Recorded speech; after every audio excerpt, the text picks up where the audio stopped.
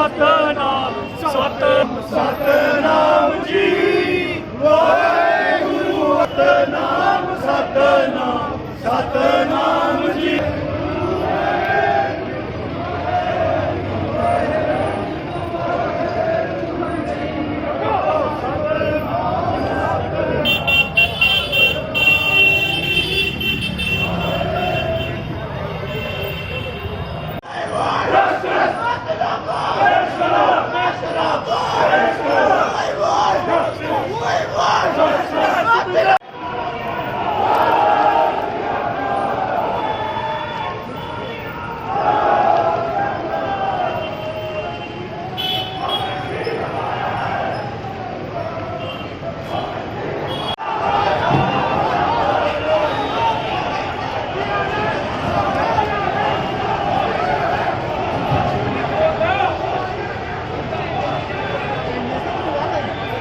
आज का समुद्र देखता हूँ यहाँ लोगों का, तो सिखों से ज्यादा मुसलमान हैं जो हमारे इस गम में शरीक हुए।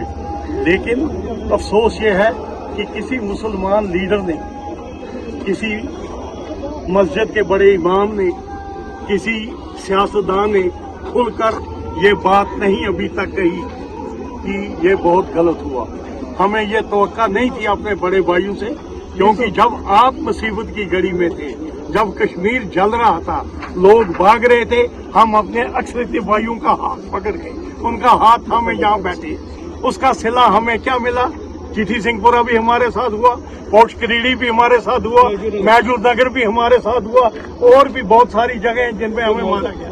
लेकिन आज की जो किलिंग है ये सिलेक्टिव किलिंग है, और अफसोस का मकाम, सद अफसोस इस बात का, इस्लाम में कहा जाता है कि अगर इल्म हासिल करने जाना पड़े तो चीन जाइए।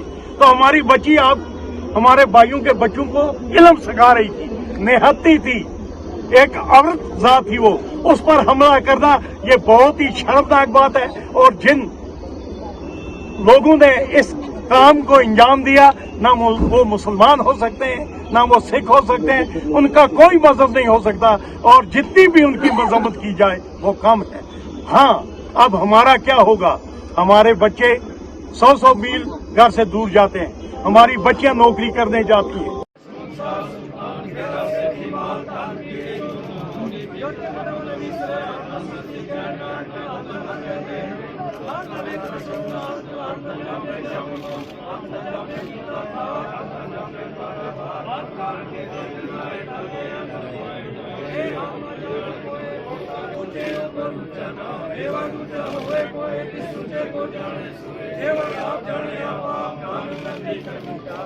कर्म लिखा न जाए